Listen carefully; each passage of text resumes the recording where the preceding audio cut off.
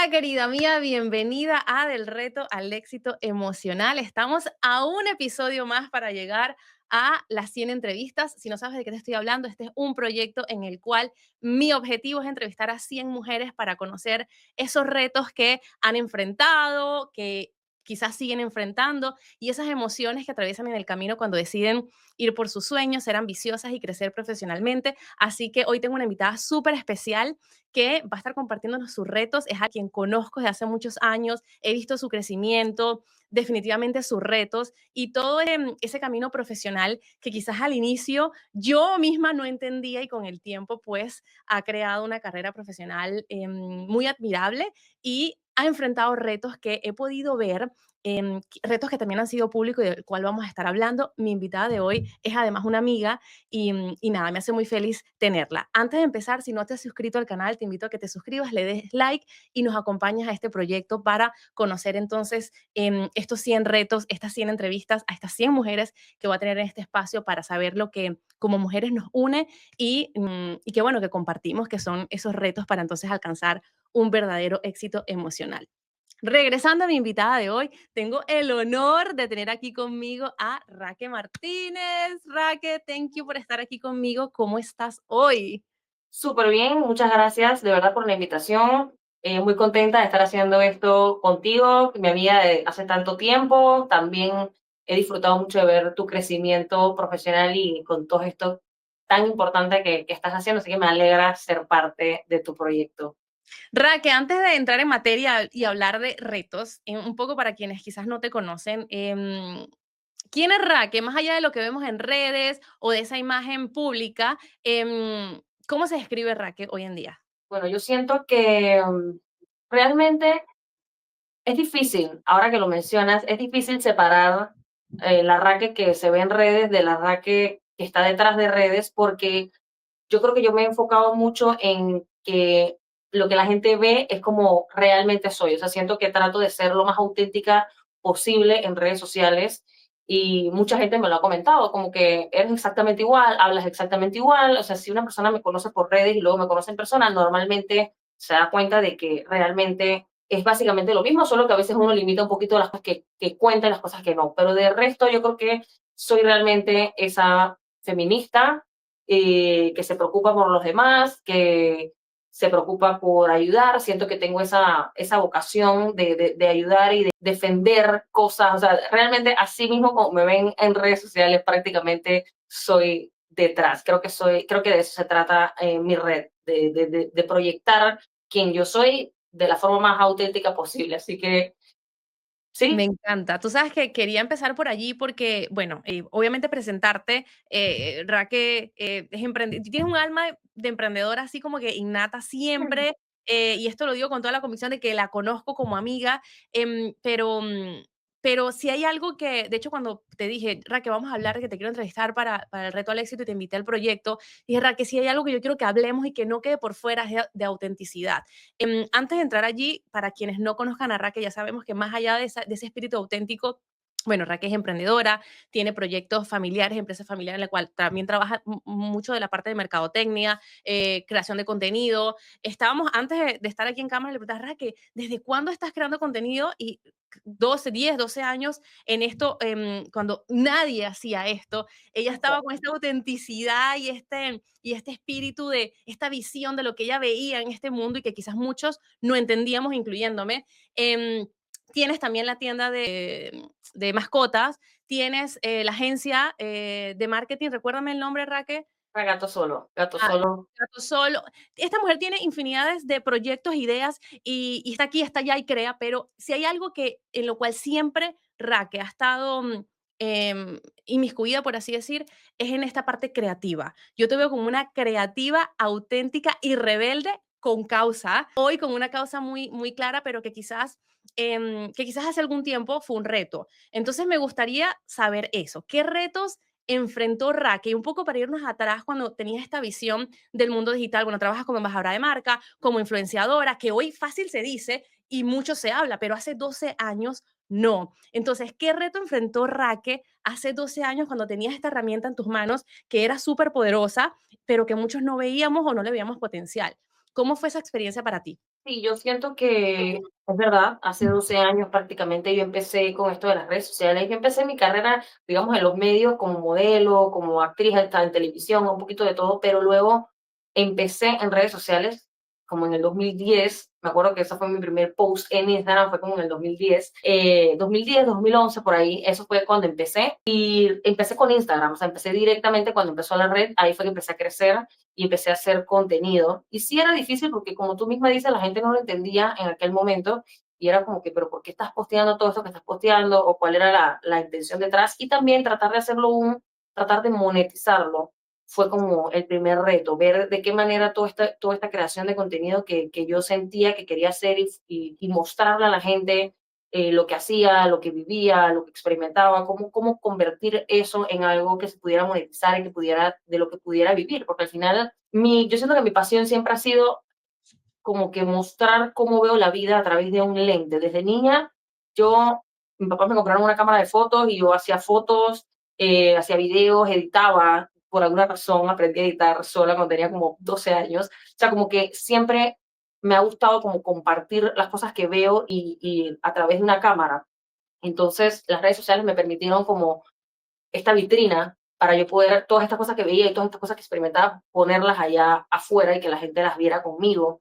Entonces, siento que sí, el reto fue como cómo monetizar eso, cómo sacarle provecho y como era algo que siempre disfruté, pues dije, a esto me tengo que dedicar. O sea, esto tiene que ser de lo que yo pueda vivir. Y creo que al principio fue difícil hacer que la gente confiara y que la gente le viera la importancia. Gracias al universo, ya hoy todo el mundo entiende como la importancia de las redes sociales, de la presencia en redes sociales, y así fue como pasé a crear Gato Solo, que es como una agencia de marketing digital donde yo ayudo a empresas a crear contenido y a hacer contenido para sus marcas, para sus empresas, lo que sea que hagan, y yo trato de aprovechar lo que he aprendido a título personal por 12 años para ayudarlos a ellos como empresa. O sea, porque al final es diferente el manejo de redes como influencer como empresa, pero igual trato como de aprovechar todo lo que he aprendido y traducirlo para que a una empresa le pueda funcionar y ayudarlo con la creación de contenido. Y entonces así es que logré como monetizar un poco todo lo que aprendí, todo lo que disfruto y todo lo que he mostrado por todo este tiempo, pues.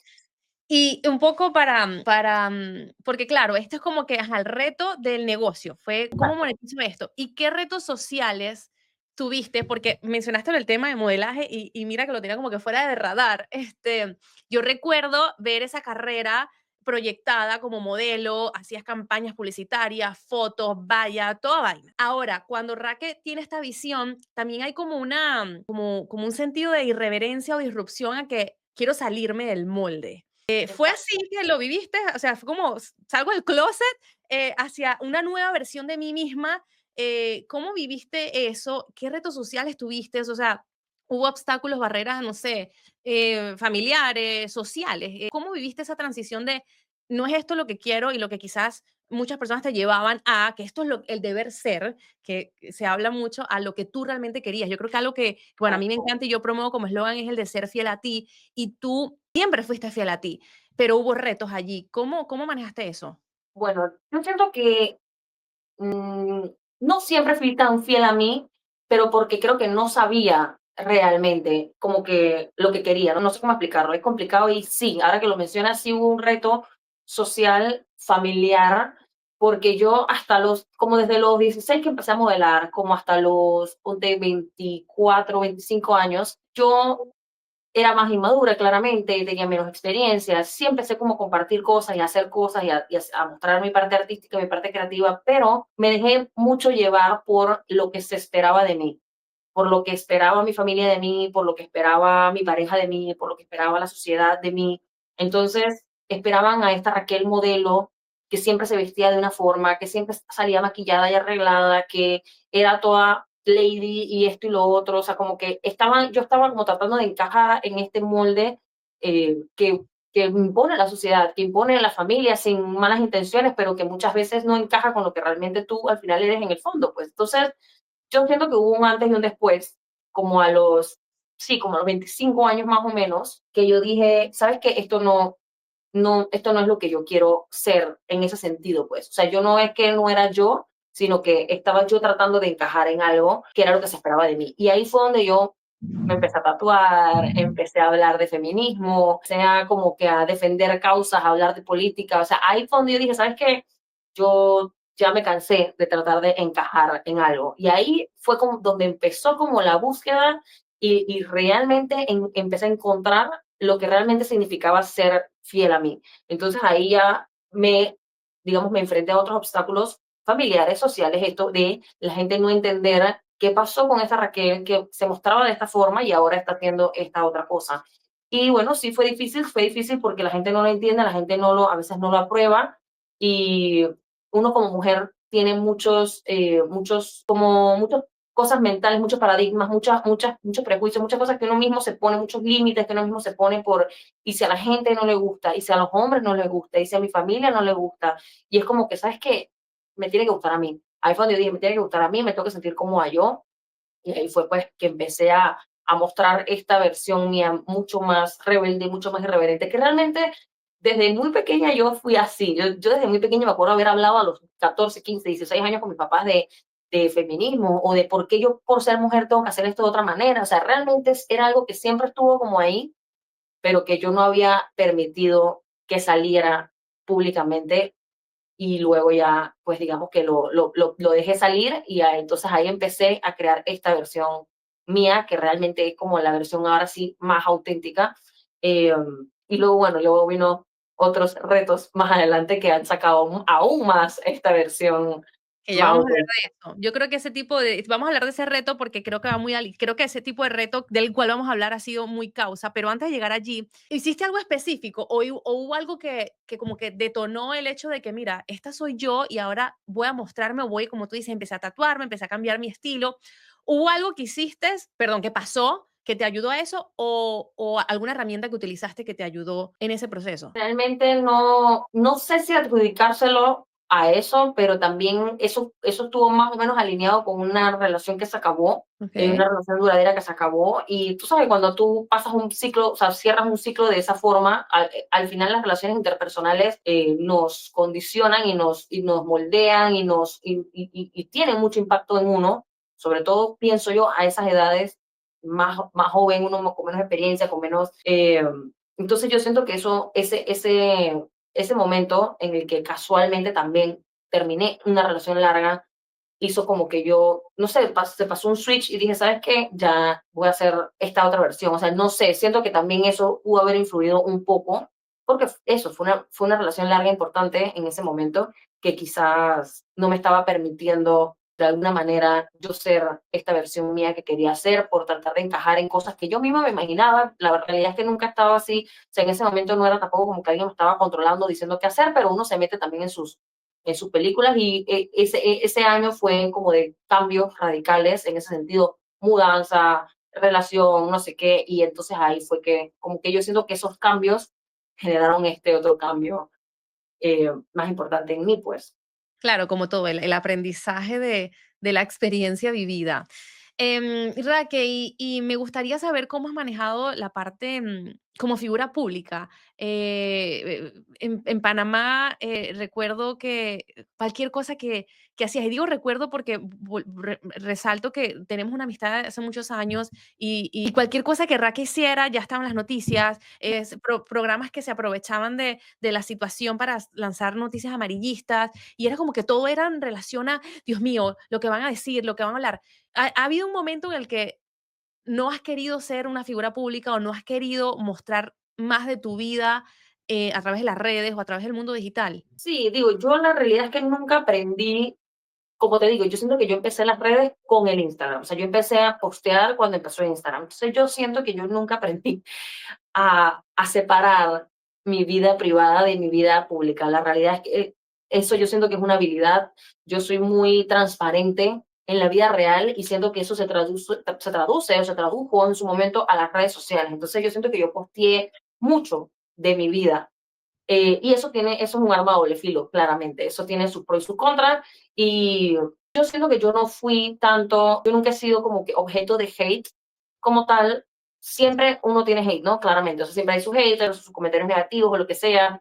Pero tampoco es como que he tenido así un nivel de hate que no haya podido manejar. No sé si es que poco a poco aprendí. a simplemente no prestarle tanta atención. Al principio creo que claramente me afectaba mucho más cuando las páginas hablaban o cuando veía un comentario negativo, pero uno se va como acostumbrando con el tiempo. Pero sí, ha habido momentos un poco más duros, un poco más oscuros, en los que a veces digo, a veces me provoca cerrar todo y como que irme a otro país donde nadie me conozca y ya, no porque yo sea la persona más famosa del mundo y menos, o sea, y no soy la persona más famosa de Panamá, pero igual dentro de lo que es mi realidad, a veces es difícil pues separar eso y no tener gente pendiente de lo que uno hace o que se sienta en la capacidad o con el poder o con la, o sea, como que se sienta que pueda criticar tu vida o opinar sobre tu vida es complicado. Hay momentos en los que sí he querido o sea, haber sabido manejar las cosas de una manera más privada. Creo que estoy ahorita pasando a un poquito a eso, después de muchas experiencias, como que estoy viendo qué publico, qué no publico, y bueno, sí. Porque como te dije, tiene eso tus contras. Al final es bonito cuando la gente te reconoce en la calle y te dice, ay, ese es Logan, o ay, tu mamá tal cosa, y tú no, y es una persona que te sigue en redes sociales, es como, tiene como su parte bonita, pero hoy en día igual por seguridad y por evitar, por salud mental, a veces es mejor dejar ciertas cosas en privado y creo que eso es lo que, digamos, estoy tratando de mejorar un poco en ese sentido en este momento para no tener nunca que cerrar mis redes y irme a otro país a vivir. O sea, no quisiera tener que llegar a eso, claramente no, porque al final esto lo disfruto y no, y me gusta, pues es cuestión creo que de aprender a simplemente manejarlo. No, y además también, bueno, hoy en día es una herramienta de trabajo que 100%. disfrutas, que te gusta, que eres pro en lo que haces, pero que también de una forma, bueno, vives de eso, ¿no? Exacto. Y eso me lleva, bueno, tengo dos temas que quiero tocar, pero lo primero te describiste, incluso, y yo sé que te describes como una mujer feminista.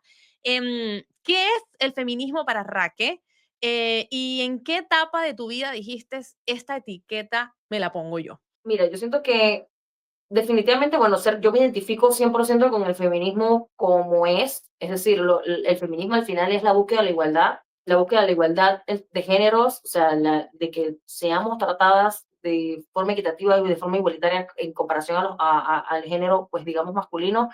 Yo me identifico 100% como feminista, me falta mucho camino por recorrer, me falta mucho por aprender, me falta mucho todavía por deconstruir, porque puedo identificar en mí todavía cosas que son, o sea, que vivimos en una sociedad machista, así que es prácticamente imposible que no tengamos cosas machistas todavía, pero mi camino se ha tratado de identificarlo, ayudar a otras personas a identificarlo. Creo que desde muy pequeña, como te dije, como desde los, ponte, no sé, desde que era adolescente, yo tengo un hermano mayor, tú sabes esto, y claramente mi familia es bastante tradicional y yo noté desde muy niña cómo habían cosas que simplemente yo no podía hacer porque era niña y mi hermano sí porque era varón.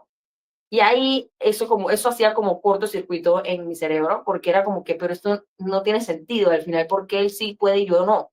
Entonces, claramente mis padres hicieron lo que pudieron con el conocimiento que tenían y desde la mejor intención del mundo, pero eso en mi cabeza se fue como quedando como que, pero ¿por qué es diferente para las mujeres que para los hombres? Y ahí yo noté muy claramente, pues, por tener a mi hermano mayor o por mi papá o lo que sea, sí noté como muchas diferencias entre los hombres y las mujeres y desde muy joven yo creo que yo, desde muy pequeña ya yo siento que yo me identificaba como feminista, quizás sin haber utilizado la palabra, pero sí, creo que lo empecé a usar bastante joven. Nunca me ha dado miedo identificarme como feminista y el que le guste y si no, pues bueno, ni Claro. modo. Qué reto tú ves hoy que enfrentamos, o sí, que socialmente enfrentamos las mujeres por ser mujer? ¿Cuál desde tu perspectiva o experiencia crees que es ese reto inicial, más allá de la igualdad? O sea, porque sé que eres embajadora en este tema, ¿hay algún tema en específico que tú digas, esto tiene que cambiar ya, más allá de la igualdad o de derechos que tengamos entre hombre y mujer? Que son tantas cosas, no sé, o sea, son tantas cosas el que siento que nos afecta es simplemente el simple hecho de ser mujer, pero creo que, digamos que la violencia contra la mujer, siento que obviamente es lo más grave y que realmente es impresionante cómo la gente no sé si es que no lo quieren ver porque es difícil verlo, o sea, es difícil de asimilar Cuando te das cuenta de que realmente hay muchas mujeres muriendo por el simple hecho de ser mujer, o sea, y la gente no lo entiende, la gente no lo, como que no lo quiere aceptar. Y yo siento que esa es como la diferencia más radical, lo insegura que estamos las mujeres en la calle en comparación a los hombres. O sea, hay muchísimas otras cosas, claramente, pero bueno, al final esto es como un tema de integridad física, y yo siento que es lo más importante, como que lo que más me gustaría poder cambiar, porque realmente hay muchas mujeres sufriendo de violencia a manos de hombres y muchas mujeres muriendo, y creo que es lo primero que yo cambiaría. Al final hay muchas otras cosas a nivel de empresa, a nivel de negocios, a nivel de maternidad, o sea, hay demasiados temas en los que nos vemos afectadas las mujeres por ser mujer, pero yo creo que al final ese sería como el primero que yo, si pudiera eliminar, Sí. eliminaría.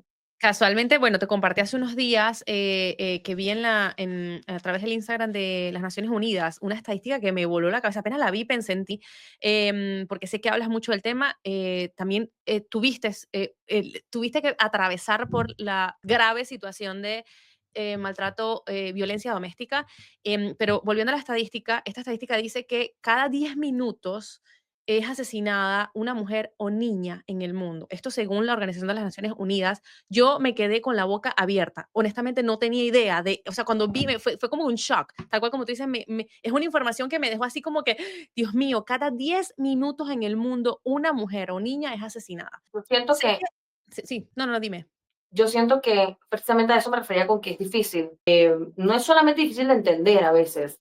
Ese tipo de estadísticas te ayudan a entender cada 10 minutos, o sea, es algo que tú puedes como más, como entender un poco más porque lo ves como en términos de tiempo y dices, wow, cada 10 minutos, o sea, pasan 10 minutos y ya otra persona, otra mujer en el mundo o niña murió.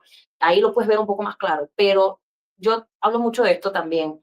Es más fácil vivir sin saber estos temas, ¿sabes? O sea, es más fácil vivir cuando estás como digamos, en la ignorancia de prefiero no saber sobre esto porque me afecta, porque es incómodo, porque como que hay personas que claramente seguramente no les va a afectar, pero hay personas que sí, y entonces es más fácil vivir sin eso. Por ejemplo, yo siento que el feminismo es como ponerse unos lentes que tienen color, o sea, que el vidrio tiene un color. Cuando tú te pones los lentes, qué sé yo, morados, por así decirlo, del feminismo, empiezas a ver las cosas de otra manera. Y es muy difícil, o sea, no te lo puedes quitar y ya. O sea, ya como que empiezas a ver las cosas de otra manera. Entonces hay gente que prefiere no tener eso y no verlo, y así como que resguardan su salud mental al final, la verdad, porque a mí me afecta saber ese tipo de cosas. Entonces es más fácil, la gente prefiere a veces no saber porque es más sencillo vivir. Como dice el dicho en inglés, ignorance is bliss. Entonces, bueno, pero yo creo que sí me molesta un poco porque creo que desde el privilegio, muchas personas que no lo viven prefieren simplemente hacerse la vista gorda y no involucrarse. Y creo que para poder cambiar este tipo de cosas tan graves tenemos que involucrarnos todos más. Amo que toques ese tema, de hecho, te escuchándote y cosas que resuenan, porque parte del objetivo del reto al éxito emocional es precisamente traer estos temas que como mujeres enfrentamos, que son retos. Y yo debo reconocer que a veces para este tipo de situaciones, yo soy ese tipo de persona que no quiere verlo, que no, que es como que no verlo. Y precisamente por eso nace del reto al éxito, porque el reto puede ser ese, como tú dices, hay muchos, y mi objetivo con este es traer a la mesa esos temas que son relevantes, que son importantes y que muchas veces, incluso por ignorancia, por miedo, los vivimos en silencio. Y el objetivo es precisamente eso, hacer visibles esas cosas invisibles, esos temores que tenemos allí y que por X o Y razón, a veces hasta por temas sociales o culturales, no hablamos porque no sabemos cómo. Y mi objetivo es que podamos hablar de estos temas, que podamos compartir estas estadísticas, porque sí hay cosas a través de esta conversación, a través de un mensaje, a través de un podcast, a través de un email, a través de un libro, a través de una conversación que podemos ayudar, que podemos cambiar, que podemos transformar, pero tenemos que hablarlo, tenemos que traerlo aquí a la mesa. Raque, fue público esta situación donde, bueno, como decía, lamentablemente atravesaste este tema de violencia doméstica. ¿Cómo fue este proceso para Raque? Emocionalmente, ¿cómo lo viviste? ¿Y de qué te apoyaste una vez sucedió? Sí fue bastante complicado, sobre todo el hecho de que fue difícil darme cuenta que estaba viviendo una situación o sea, ¿cómo te explico? Mi relación fue larga, fue una relación de 3 años que fue bastante abusiva. en muchos sentidos, pero digamos que el nivel de abuso y el nivel sí, el nivel de violencia, el nivel de abuso fue como aumentando poco a poco, y eso es parte de lo que después yo investigué. Muchas veces las mujeres no se dan cuenta porque la persona que les está aplicando, digamos, todo esto, no sé si consciente o inconscientemente, sabe que poco a poco tiene que ir haciendo las cosas poco a poco para que tú te vayas desensibilizando a la violencia, al control, al abuso, y entonces ya lo vas normalizando y no te estás dando cuenta a qué nivel puede llegar. Yo siento que eso a mí me pasó, yo siento que al principio vi un par de red flags, pero creo que la persona se dio cuenta como que, ok, por aquí no puede ser tan directo, vamos poco a poco. Y entonces le bajó y empezó poco a poco a ir aumentando el nivel de control, el nivel de, más que todo eso, nivel de control, abuso psicológico, hubo mucho abuso psicológico, un tema también como patrimonial, o sea, un tema de dinero, medio a la inversa, porque al final, o sea, que era como que me hacía abuso psicológico por no aportar dinero y yo tener que estar constantemente como tratando de sobrevivir, no solamente a eso, aparte amenazar mucho su propia integridad y que poner en mí la responsabilidad de su estabilidad. O sea, fue un tema que poco a poco me fue llevando hasta el final, que fue donde ya, digamos, como que ocurrió el acto más violento de todo, que fue físico, que fue ya más visual y que fue como que, o sea, ahí fue que yo dije, wow, o sea, ¿cómo permití llegar hasta aquí? Pero al final no es culpa nunca pues de uno, al final uno está siendo víctima de una persona que te está manipulando, que te está controlando, que te pone en situaciones en las que tú tienes que estar pensando como en otras cosas, en sobrevivir otras cosas. Y para mí fue un reto muy, muy fuerte y muy difícil. Yo siendo feminista, habiendo ayudado a mujeres con respecto a estos temas, habiendo ayudado a mujeres que estaban en relaciones de este tipo, que yo no me haya dado cuenta y que yo haya terminado ahí, para mí fue horrible. O sea, fue como, ¿cómo permití que esto me pasara? O sea, me di muy duro a mí misma, como que me culpé mucho, me sentí muy culpable de cómo permití ya esto, si se supone que yo sabía, como que I knew better, o sea, yo sabía, o sea, ¿cómo quedé en esto? Pero bueno, ya después hice la paz con eso, entendiendo pues el proceso, entendiendo que es algo que afecta a nivel cerebral, o sea, uno queda como en un loop del que no es fácil salir, por mucho que tú sepas, no es fácil salir de ahí. Entonces ya después yo me apoyé, realmente yo tuve muchísimo, muchísimo privilegio en el proceso. Eso es algo que yo digo constantemente porque me gusta que la gente entienda que no cualquiera puede hacer esto que yo hice, de hablarlo, de decirlo, de tener ahora un podcast donde hablo del tema. O sea, esto es un privilegio yo haber tenido el apoyo que tuve de todas las personas a mi alrededor para yo poder hacer esto. Y eso lo hago como para que la gente entienda que hay muchísimas mujeres que están en estas situaciones y no salen de esas situaciones, no porque quieran, sino porque no tienen, desgraciadamente, todos esos privilegios que al final no deberían ser privilegios, pero lo son. O sea, por ejemplo, yo estaba en un trabajo donde las personas que me dieron el trabajo en ese momento, que yo estaba manejando el mercadeo de un restaurante, eran amistades que me pudieron entender, que yo estuve un mes casi que no funcional y ellos me pudieron entender y yo pude faltar, pude ir a las audiencias, pude poner la denuncia y me lo entendieron. Eso no es algo que muchas mujeres no tienen, porque no pueden, porque dependen de ese trabajo y a muchas personas en los trabajos no les importa tu vida personal, al final tú faltas 2 o 3 veces y te van a votar. Yo tuve el privilegio de poder seguir en mi trabajo y al mismo tiempo poner la denuncia. Tuve una amiga que me ayudó, es una amiga abogada que me ayudó en todo el proceso. Mi familia también, a pesar del miedo que sintieron, que me querían montar en un avión y mandarme para otro país, eh, me apoyaron, a pesar de que les hubiese gustado que no lo hiciera de esa forma, porque por miedo no querían que denunciara, que hiciera más de 4 cosas, al final estuvieron ahí para mí, fueron a todas las audiencias, o sea, tener a mis dos papás al lado mío también apoyándome en todos los sentidos es un privilegio también que tuve, todo, o sea, siento que se juntaron demasiadas cosas lo que me permitieron a mí, digamos, salir de eso. Tuve acompañamiento psicológico que es importantísimo también y que desgraciadamente también es un privilegio porque es caro. No o sea, debería ser algo a lo que más personas tengan acceso, pero pues no todo el mundo lo tiene y yo tuve acceso a terapia psicológica. Todavía estoy yendo a terapia, digo, yo soy pro terapia, todo el mundo debería ir a terapia siempre, pero eso me ayudó mucho también. Entonces yo creo que tuve todo ese privilegio y aún así fue súper difícil. Aún así, Sí, es que es solamente el escuchar, mira todo como tú dices, los recursos y el apoyo que tuviste y que infelizmente no es el caso para muchas. Una bendición que lo hayas tenido. De igual forma, asumo que aún con eso, como tú dices, no fue para nada fácil. ¿Cuánto tiempo pasó? ¿Qué pasó? Ya cuando tú dijiste, bueno, voy a utilizar esto, más bien, o sea, ¿en qué momento o qué parte hubo un aprendizaje que dijiste, necesito salir a hablar de esto? Claro, No como un aprendizaje de qué bueno que me pasó, pero sí de esto no debe pasarle a nadie claro. más. ¿Cuándo pasó eso y cómo decidiste compartirlo? Bueno, yo siento que, así como tuve mucho privilegio, porque es verdad que tuve mucho privilegio, también que mi vida sea tan pública siempre también tiene su parte negativa. Muchas personas piensan que mi proceso fue más fácil porque yo era figura pública. Realmente yo siento que al contrario, se me pusieron varias trabas porque, bueno, aquí las cosas son así, y más bien el hecho de que tú seas figura pública, como que la gente se siente entonces observada, y entonces ya las personas que tienen que trabajar en pro de ti se sienten como que, bueno, tengo la lupa encima, entonces esto tiene sus otras consecuencias, ¿no? Pero al final realmente tuve acompañamiento de varias instituciones y pues el proceso se llevó a cabo de una forma bastante normal, quizás un poco más rápida de lo normal, pero digo, yo también estaba muy encima, ¿no? Que es parte del privilegio. Pero el hecho de que yo sea figura pública, pues hizo que todo saliera públicamente en algún momento. Yo hubiese preferido que las cosas no salieran de esa manera, pero pues salió todo, toda la información, las fotos, o sea, fue bastante fuerte, o salieron fotos en periódicos, en medios de comunicación, o sea, con todo lo que pasó, bastante gráfico, bastante explícito.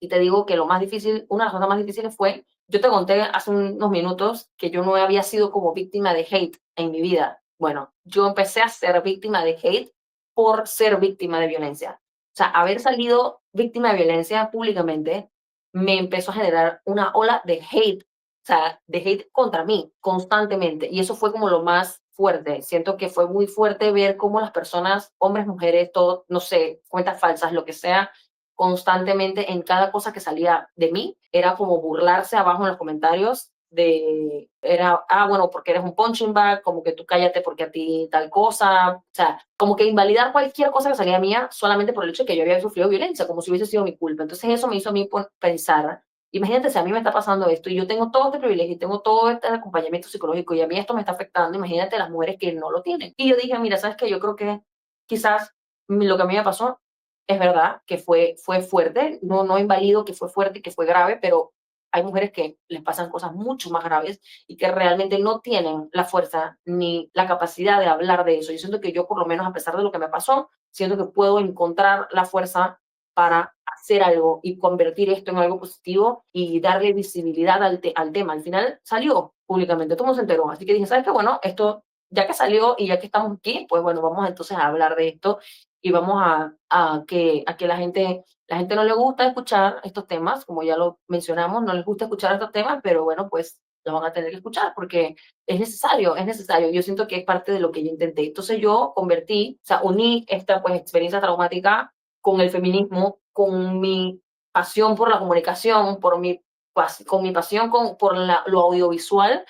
Y en las épocas que estamos del podcast, pues dije, bueno, voy a hacer un podcast y voy a empezar a hablar de violencia contra la mujer y de cosas de feminismo, y pues de eso se trata mi podcast en este momento. Claramente en algún momento todo irá evolucionando, que es mi plan evolucionar a otros temas, pero en este momento siento que este es como mi podcast es como mi desahogo de mucha gente les pasa un trauma y pinta cuadros, escribe poesía, escribe un libro. Pues bueno, yo decidí agarrar mi trauma y hacer un podcast y hablar del tema y darle visibilidad. Entonces siento que sí, fue básicamente ahí donde dije, tengo que convertir esta experiencia negativa en algo, no sé si positiva sea la palabra, pero en algo útil. O sea, en darle quizás tarima a personas que quieran hablar de estos temas, a mujeres que quizás no se han atrevido. Me han escrito muchas mujeres diciéndole, me encantaría en tu podcast hablar sobre esto que a mí me pasó. Así que bueno, básicamente para eso, por eso fue que Ujú. decidí aprovechar Justo, que es uso público y darle la vuelta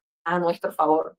justo te iba a preguntar eso, que a través de toda esta exposición y de esta causa que ahora utilizas, bueno, con eso, con una causa muy útil, te han llegado mujeres, te han llegado historias, imagino que, bueno, centenares, con la Sí, estadística que hemos compartido. me han escrito muchas mujeres con diferentes temas, temas de maternidad, temas de violencia, temas de me quiere quitar los hijos, temas de, o sea, muchos tipos de violencia diferentes. Ha sido fuerte, muchas mujeres, ha sido tanto bonito como fuerte, porque no tienes idea la cantidad de mujeres que en la calle en todo este tiempo, desde eso fue hace 2 años prácticamente que yo denuncié, que salió públicamente, y todavía hay mujeres en la calle que me abrazan de la nada y me dicen gracias porque salió y porque gracias a ti puse la denuncia. Al día siguiente que salió lo tuyo, fui y puse la denuncia, o ya me divorcié gracias a que vi que tú dijiste esto. O sea, entonces es muy bonito por un lado, por ese sentido, por haber podido inspirar a mujeres a hacer cosas por ellas mismas y a buscar su paz y su felicidad y su integridad física y todo esto.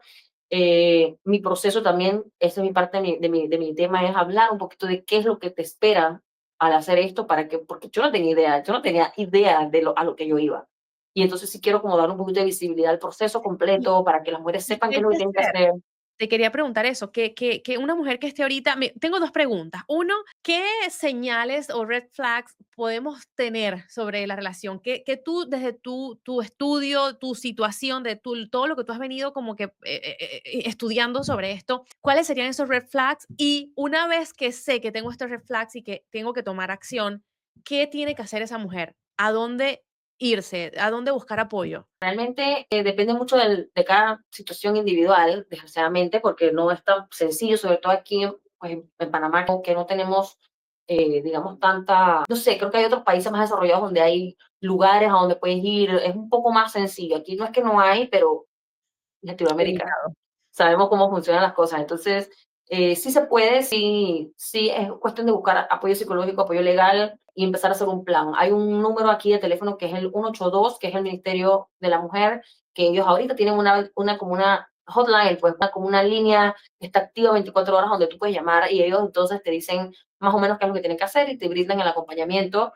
Pero bueno, al final sabemos cómo a veces las cosas, digamos, públicas o del gobierno, a veces las cosas funcionan mejor en algunos momentos que en otros, pero pues ese sería, el primer paso sería buscar apoyo psicológico, no tomar decisión, a menos que tu vida esté completamente en riesgo, que tengas que salir huyendo, pues si no tratar de hacer un plan y sí, poner la denuncia dentro de la medida de lo posible, porque también hay muchos casos en los que yo no, o sea, yo antes decía, pero ¿por qué las mujeres no denuncian? O sea, antes yo sin haber denunciado y sin haber pasado por eso, no entendía lo difícil que era. Yo decía, pero ¿por qué no van y denuncian y ya tan? O sea, yo no, me costaba entenderlo. Y eso que yo considero que soy una persona bien empática, pero no entendía a lo que uno se enfrenta. Y ahora que lo sé, digo, ahora entiendo por qué tantas mujeres no denuncian. No es sencillo, no es fácil, el proceso es súper complicado, es parte de mi meta también tratar de ayudar de alguna manera a darle visibilidad a esto para que cada vez el proceso sea más sencillo, porque de verdad que no es fácil. Los trabajos no te lo ponen fácil, las instituciones no te lo ponen fácil. Al final hay muchísima gente que trabaja allí que todavía tiene mucho machismo internalizado y que todavía no sabe cómo tratar empáticamente a una mujer víctima. Hay muchos procesos que todavía son muy lentos y por ende entre un proceso y otro al final la mujer puede estar más en riesgo a la hora de denunciar. Entonces creo que no se puede juzgar a las mujeres que no denuncian, es cuestión de, digamos, cada caso es diferente, pero lo que sí siento es que no, o sea, es cuestión de apoyo psicológico, porque muchas mujeres, cuando tú ves los red flags, empezar a buscar apoyo psicológico es como lo primero, porque salir de ahí y darte cuenta y salir ya de por sí es muy difícil. Entonces, lo primero yo siento que es trabajar en tú cómo poder salir de esa situación y luego entonces hacer el plan para físicamente, alejarte físicamente, salir de la situación sin poner en riesgo tu vida o tu familia. Y te iba a contar con la pregunta anterior de que así como hay cosas tan bonitas de mujeres que se me acercan y me dicen cosas, es fuerte porque me ha tocado, por ejemplo, despertarme a las, qué sé yo, 8 de la mañana y ver mensajes de una mujer a las 3 de la mañana diciendo, Raquel, no sé qué hacer, mi vida está en peligro, ¿a dónde hago? O sea, estoy huyendo o sea, y una persona que me escribió a las 3 de la mañana pidiéndome ayuda y yo estaba dormida, pues y me despierto a las 8 de la mañana y yo dije, o sea, y estar como, ¿qué le pasó a esta persona? ¿Cómo está? O sea, es como bien difícil. También a veces he pasado situaciones como esa en las que quisiera poder ayudar más, pero Claro. no puedo ayudar más.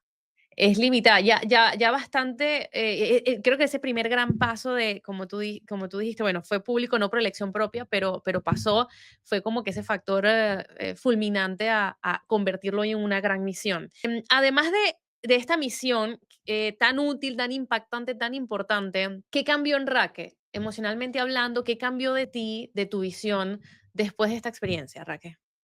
Mira, yo siento que sí, definitivamente, digo, yo estoy, como te dije, en proceso psicológico, porque claramente yo noto hoy en día todavía, digamos, secuelas de el abuso y de la relación abusiva y tóxica que viví. Yo todavía no noto en mis relaciones interpersonales, eso ya de por sí es un reto bien personal que yo estoy en el que estoy trabajando. Mucha gente no tiene idea y piensa que cuando, ay, ya tú saliste de eso, yo salí de eso hace 2 años y todavía yo noto en mí cosas. Entonces, siento que la gente a veces minimiza eso, que como si lo más fácil, simple, como si ya después que tú sales de ahí ya, y no se dan cuenta del efecto que tú, permanente que causa en una persona haber sido víctima de cosas, de violencia o de abuso, etcétera. Entonces, por ese lado, a nivel personal, estoy trabajando en eso, me ayudó mucho a enfocarme en ver hacia adentro, en trabajarme, en ser mejor persona, en buscar cómo sanar todas estas cosas, o sea, hasta cierto punto en ese sentido me ayudó a tener que ver hacia adentro y trabajar muchas cosas y sanar muchas cosas. Aparte de eso, sí es un reto porque hablar de estos temas, no, a la gente no le gusta hablar de estos temas. Entonces, que yo hable de estos temas limita mi capacidad de monetización en redes sociales. Es decir, ya yo no soy la pela bonita que hace videos de viajes y que se maquilla y que se pone ropa bonita y que sube cosas bonitas. Ahorita yo hablo cosas que no son bonitas a veces. Entonces, eso hay muchos clientes o muchas marcas que ya no se quieren asociar a esta Raquel feminista que pelea, que defiende, que habla de política, que se queja, que entonces es complicado. Por un lado, es mi versión más real y la que, digamos, esta es la Raquel de redes, la Raquel creadora de contenido, que siento que realmente quiero ser la Raquel que habla de temas importantes, la Raquel que quiere hacer un cambio, la Raquel que le gustaría aportar a la sociedad desde mi perspectiva de una forma positiva, y es la Raquel que menos clientes tiene, esa es la Raquel que más le cuesta trabajo monetizar. Pero al final está bien, porque al final yo con las que yo pueda trabajar van a estar alineadas con lo que yo hablo y con lo que yo digo. O sea que al final también es como que, bueno,